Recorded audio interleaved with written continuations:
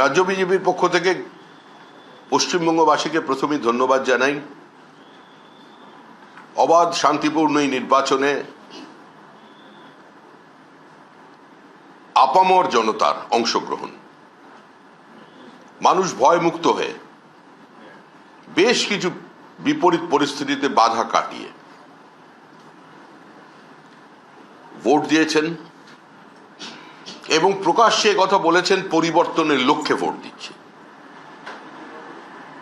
আমি আল্লাহ আকবার বলতে পারবো, কিন্তু আমি জয় শ্রীরাম বলতে পারবো না। লাইনে দাঁড়িয়ে মহিলাদের এই উক্তি, এটা সার্বিকভাবেই বাঙালির ভেবে দেখা দরকার যে বিভাজনের রাজনীতি তৃণমূল কংগ্রেস কোন স্তরে পৌঁছে গেলে দক্ষিণ কলকাতায় ভোটের লাইন থেকে একজন মহিলা, যে গৃহবধূ, তিনি আজকে বিবৃতি দিচ্ছেন। তৃণমূল তাদের ধারাবাহিকতা, তাদের রুচি, তাদের সংস্কার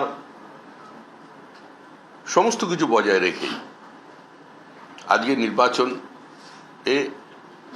তাদের মতো করে লড়ার চেষ্টা করেছিল, কিন্তু মানুষের ইচ্ছা শক্তি এবং নির্বাচন কমিশনের প্রচেষ্টার কাছে সেটা পরাজিত হয়েছে। উত্তরবঙ্গের মানুষ, পূর্ব মেদিনীপুরের মানুষ, মেদিনীপুরের মানুষ, ঝাড়গ্রামের মানুষ, পুরুলিয়ার মানুষ যেভাবে এগিয়ে এসেছিলেন পাহাড় থেকে সাগর পর্যন্ত, প্রথম দফা নির্বাচনে আমরা মানুষের যে অংশীদারিত্ব, অংশগ্রহণ এবং সর্বোপরি মানুষের যে রায় আমরা দেখেছি, সেটা সামান্যতম পরিবর্তন বা বিচ্যুতি আজকে দ্বিতীয় দফার নির্বাচনে দেখা গেল না। প্রথমেই বলেছিলাম যে এটা হবার ছিল। অবদমিত ক্ষোভ, মানুষের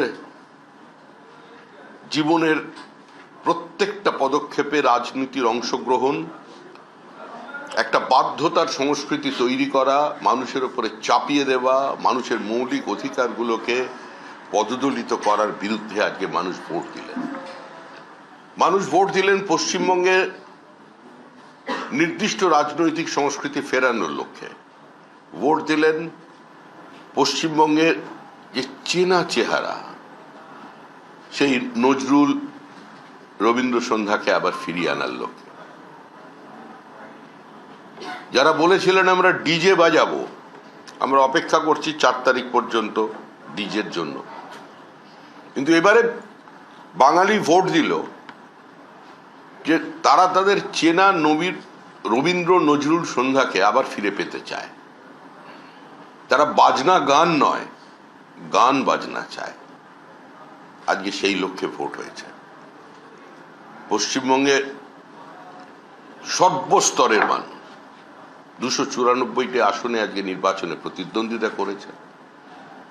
কিছু জায়গায় বিক্ষিপ্তভাবে তৃণমূল চেষ্টা করেছিল, কিন্তু সফল হয়নি। তার একটাই কারণ, শুধুমাত্র সিআইএসএফ বা নির্বাচন কমিশনের উদ্যোগে বা আমরা আমাদের সংগঠন দিয়ে যেটাকে প্রতিহত করতে পেরেছি এটা নয়। প্রথমেই বলেছি, এই নির্বাচন তৃণমূল কংগ্রেস লড়ছিল মানুষের বিরুদ্ধে, মামাটি মানুষের বিরুদ্ধে। আজকে সেই লড়াইয়ে আবার মানুষের জয় হলো। মানুষ এগিয়ে এলেন। 90% বেশি এখন পর্যন্ত পাওয়ার রিপোর্টে ভোট হয়ে গেছে। এখনো অসংখ্য মানুষ লাইনে দাঁড়িয়ে আছেন। নির্বাচন কমিশন সূত্রের খবর অনুযায়ী 1400 বুথ থেকে এখনো আসা বাকি, পরিসংখ্যান আসা বাকি, কিন্তু তারপরও আরো ভোট হবে। প্রায় 7:30 পর্যন্ত আমাদের হিসাবে বেশ কিছু জায়গায় ভোট চলবে। মাঝখানের একটু বৃষ্টি বা কয়েক জায়গায় ইভিএম এর সমস্যার কারণে ভোট শুরু হতে কিছুটা বিলম্ব হয়েছিল। এখনো বিধাননগর, দমদম, আমাদের টালিগঞ্জ, যাদবপুরে এখনো লাইন আছে। মানুষ ভোট দিচ্ছেন, নির্ভয় ভোট দিচ্ছেন, সমস্ত রক্তচক্ষুকে উপেক্ষা করে। চেনা পশ্চিমবঙ্গের ভোট সংস্কৃতিকে ভেঙে দিয়ে আজকে মানুষ ভোট দিলেন এবং মানুষের এই ইচ্ছা শক্তি পশ্চিমবঙ্গে প্রকৃত পরিবর্তন নিয়ে আসবে। ধন্যবাদ। নির্বাচনে দেখা গেল যে কেন্দ্রীয় বাহিনী বিভিন্ন জায়গায় প্রোঅ্যাক্টিভ এবং লাঠিচার্জ করতেও পর্যন্ত দেখা গেল কেন্দ্রীয় বাহিনী। প্রশ্নটা হলো যে কেন্দ্রীয় বাহিনীর ভূমিকা নিয়ে কি বলবেন না? কেন্দ্রীয় বাহিনীর ভূমিকা নিয়ে আমরা কেন বলতে যাব? নির্বাচনকে অবাধ শান্তিপূর্ণ করা, ভয়মুক্ত করা, রক্তপাতহীন করবার দায়িত্ব যারা নির্বাচন পরিচালনা করছেন সেই নির্বাচন কমিশনে। তো তারা লাঠি চালিয়ে করবেন কি আদর করে করবেন সেটা সম্পূর্ণ তাদের বিষয়। তারা ফুলও ছুঁড়তে পারেন, লাঠিও চালাতে পারেন, যেটাই সমস্যার সমাধান হবে, মানুষকে তার অধিকার ফিরিয়ে দেওয়া যাবে, সেই কাজ তারা করেছেন। মুখ্যমন্ত্রীকে দেখা গেল সকাল 7টায় বেরিয়ে গিয়ে ভোটের তদারকি করতে, এটা তো চেনা চিত্র ছিল না পশ্চিমবঙ্গে। এর আগে মুখ্যমন্ত্রীকে আমরা বাজার করতে দেখেছি, এর আগে মুখ্যমন্ত্রীকে আমরা বাড়ি বাড়ি গিয়ে প্রচার করতে দেখেছি, এর আগে মুখ্যমন্ত্রীকে নিজের নির্বাচনী কেন্দ্রে দাঁড়িয়ে আমরা বিজেপির বিরুদ্ধে অভিযোগ করতে দেখেছি। একটা রাজ্যের মুখ্যমন্ত্রী যখন নাম ঘোষণার পর নিজের চেনা নির্বাচনী কেন্দ্র, যে কেন্দ্রকে তিনি দীর্ঘদিন দিয়ে ধরে দেহ মন দিয়ে স্পর্শ করেছেন, সেখানে তিনি বলছেন আমি 365 দিন ভবানীপুরের মানুষের সঙ্গে থাকি, আমি ভবানীপুরের বাসিন্দা মেয়ে। সেদিনই তো বোঝা গিয়েছিল নির্বাচনটা কোন দিকে যাবে। এটাই তো বিজেপির সবচেয়ে বড় সাফল্য যে মুখ্যমন্ত্রীকে সকাল 7টার সময় নামিয়ে এসছেন। খেলা শেষ। আর এই মমতা বন্দ্যোপাধ্যায় আজকে কেন্দ্রীয় বাহিনীর এগেইনস্টে কথা বলেছেন। গোটা পশ্চিমবঙ্গে যেভাবে ভোট হয়েছে তাদের একটা জায়গাতে রক্তক্ষরণের খবর আমরা দেখিনি, কোনো ভোটার লাইনে দাঁড়িয়ে মৃত্যুর সংবাদ আমাদের দেখাতে হয়নি। আর এই কেন্দ্রীয় বাহিনীর এগেইনস্টে মমতা বন্দ্যোপাধ্যায় বলছে সারা রাত ধরে অত্যাচার চালানো হয়েছে, আর ওদের ভোটার নেই তাই কেন্দ্রীয় বাহিনীকে ব্যবহার করা হচ্ছে বুথের বাইরে বাইরে।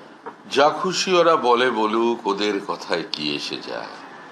তৃণমূল কংগ্রেসের কোনো বক্তব্য, কোনো বিবৃতি, কোনো অভিযোগ, কোনো কুৎসার আজকে আর পশ্চিমবঙ্গের মানুষের কাছে কোনো ধরনের প্রতিষ্ঠা নিয়ে আসতে পারবে না। আর কোনো গ্রহণযোগ্যতা নেই, আর কোনো অভিযোগ নিয়ে মানুষ চিন্তা করবেন না। সব শেষ, মানুষ জিতবে এবং মানুষই জিতে থাকে। গণতন্ত্রের শেষ কথা বলে মানুষ। মমতা বন্দ্যোপাধ্যায় আরো বলছেন যে কেন্দ্রীয় বাহিনীর কাজ হচ্ছে সীমানা পাহারা দেওয়া, তার বদলে কেন্দ্রীয় বাহিনী একটি নির্দিষ্ট দলকে সুরক্ষা দিচ্ছেন। আচ্ছা, কত প্রতিক্রিয়া দেওয়া যায় বলুন তো? নতুন তো কিছু দিতে পারছেন না। মুখ্যমন্ত্রী কবিতার ভাষায় কিছু বলুন, আমরা সেটাই চাই।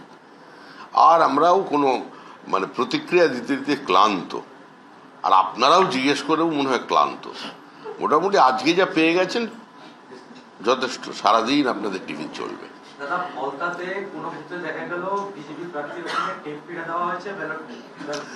যেটা তৃণমূলের সংস্কৃতি, যেভাবে ওরা নির্বাচন করায়, দু এক জায়গায় তো সেটা করবেই। সব ফুল প্রুফ সিস্টেম বলে তো কিছু হতে পারে না।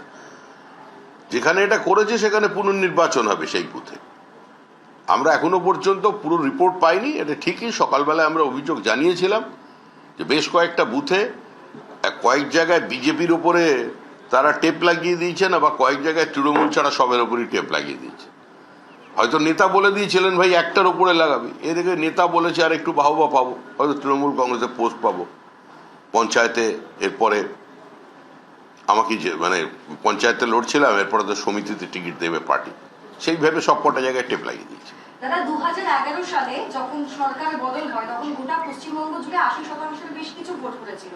সম্ভাব্য 2026 সালে এখনো অব্দি যেহেতু পুরো রেজাল্ট আসেনি, পশ্চিমবঙ্গের মোট যে শতাংশ ভোট পড়ছে সেটা 2011 থেকেও বেশি চলে আসবে।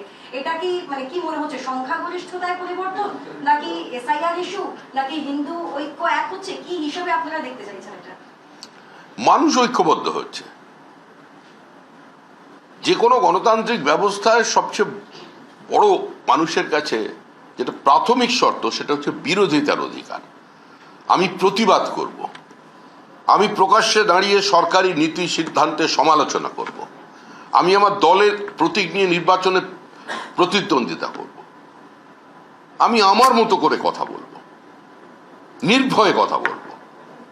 সেই অধিকারটা বাজেয়াপ্ত হয়ে গিয়েছিল। তার বিরুদ্ধে মানুষ ভোট দিচ্ছে। এই ভোট সার্বিকভাবে গণতন্ত্রের জয়, এই ভোট সংসদীয় রীতিনীতির জয়, পশ্চিমবঙ্গকে পশ্চিম বাংলাদেশ হতে দেব না তার জয়।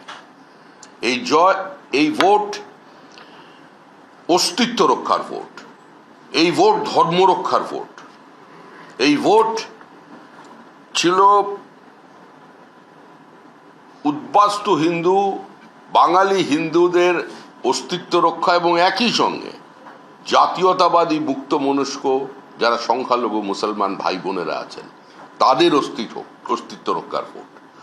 এই ভোট র্যাডিক্যালাইজেশনের বিরুদ্ধে রুখে দাঁড়ানোর ভোট। এই ভোট পশ্চিমবঙ্গের বিভিন্ন সীমান্তবর্তী জেলার জনসন্তুলন বদলে দেবার প্রচেষ্টার ভোট, লাভ জিহাদের বিরুদ্ধে ভোট, ল্যান্ড জিহাদের বিরুদ্ধে ভোট, রোহিঙ্গা মুসলিম বাংলাদেশি অনুপ্রবেশকারীকে ডেকে আনার বিরুদ্ধে ভোট।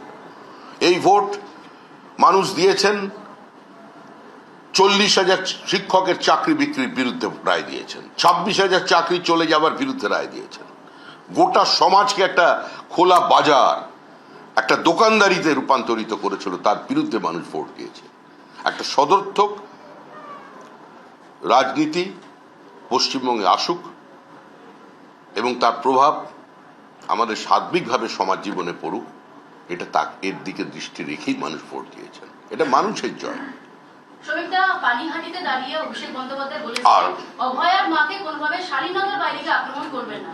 আজকে সেখানে ভোট হচ্ছিল, অভয় মাকে ফের গো ব্যাক স্লোগান দেওয়া হয় এবং গাড়ি ঘিরে রেখে তাকে বিক্ষোভের মুখে ফেলে তৃণমূল কর্মীরা। কি বলবেন দলের? না কিছু কি আর বলবো, আর কত বলবো। অভয়ার মৃতদেহকে, দুটো মৃতদেহ সরিয়ে তার মা বাবাকে না জানিয়ে দাহ করা হয়েছিল, প্লেস অফ অকারেন্সকে অল্টার করা হয়েছিল, ভেঙে গুঁড়িয়ে দেওয়া হয়েছিল, প্রমাণ লোপের কাজ করেছিল। এটা ছিল তখনকার তৃণমূলের এজেন্ডা। আর সেই দাহ করার দায়িত্ব নিয়েছিল ওই পানিহাটির তৃণমূল কংগ্রেস নেতারা। তো এটা তাদের কর্মসূচির মধ্যে ছিল। তো এখন অভয়ার মা গেছেন, তার উপরে আক্রমণ করে যেটাকে তৃণমূলেরই কাজ সেটা প্রমাণ করছে। আর তৃণমূল দল যে জায়গায় চলে গেছে, মুখ্যমন্ত্রী যদি এখন নিজে দাঁড়িয়ে হাত জোড় করু তার কর্মীদের বলতে যে একটু পরিবর্তন করো নিজেদের একটু, তাহলেও সম্ভব নয়। একটা নিয়ন্ত্রণহীন জনগোষ্ঠী, রাজনৈতিক দল না বলা হয় ভালো, গেছেন। তবে শেষ, আমি বলেছি, আমরা প্রথম থেকে যেটা বলছি যে প্রকৃতির নিয়ম মেনে, রাষ্ট্রবিজ্ঞানের নিয়ম মেনে, সমাজবিজ্ঞানের নিয়ম মেনে তৃণমূল কংগ্রেস তার ধীর এবং নিশ্চিত রাজনৈতিক অবলুপ্তির দিকে এগিয়ে যাচ্ছে। दादा सालों बाद बंगाल में बिना वायलेंस के चुनाव हो रहा है, ममता बनर्जी कह रही है कि जो केंद्रीय बल उनकी गुंडाई और बीजेपी के तौर पर वो काम किए हैं जगह जगह। अगर केंद्रीय बाहिनी का गुंडाई के कारण पश्चिम बंगाल में किसी का मौत ना हो जाए और ऐसे एक चुनाव देखा जाए जिसमें खून नहीं बहा, तो ऐसा गुंडाई तो होना ही चाहिए ना। एक मुख्यमंत्री जो संविधान की शपथ लेकर किसी राज्य के मुख्यमंत्री बना और एक वेटरन पॉलिटिशियन जो केंद्रीय मंत्री था, जो 26 साल की उम्र से संसद में चुने गए हैं, अगर वो इस भारत की सेना के ऊपर ऐसा आरोप लगाया तो इसका कौन सा अर्थ इससे निकालता है? समाज इस तरीके की बातें अपेक्षा किसी मुख्यमंत्री से नहीं करते। पहले चरण के बाद आपने भारी बहुमत और 100 से ज्यादा सीटों में बढ़ोतरी की बात की थी। दूसरे चरण के बाद क्या रुझान आ रहा है? कितने सीटों से बीजेपी अगर जीतती है? We will form the government with a comfortable majority. हमारा सबसे बड़ा नेता और स्वतंत्र भारत के इतिहास में अमित शाह जैसा अभी वोट स्ट्रेटेजिस्ट कभी तो जन्म नहीं लिया। उन्होंने एक बार 110 बोल दिया तो उसके बारे में बाद में हम क्या बोल सकते हैं? अभी उनको ही बोलने दीजिए। हम जो समझते हैं हम वो बोला, काल भी बोला, आज भी बोल रहे हैं।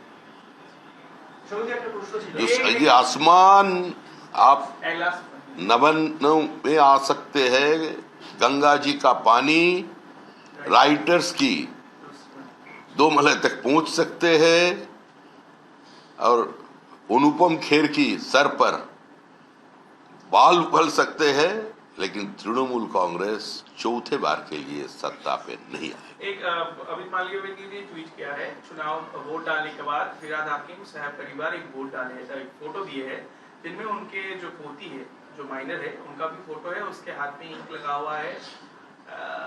क्या ये कोई ऐसे ही है, लेकिन इसको या फिर परिवार के जो छोटे सदस्य है उसको भी राजनीति में नसीब है, वो क्या देखते हैं? ऐसा होता है बिहार में, पहले ऐसा होता था, बच्चे को साथ में लेकर के वो भी वोट डालते, ये भी वोट डालते।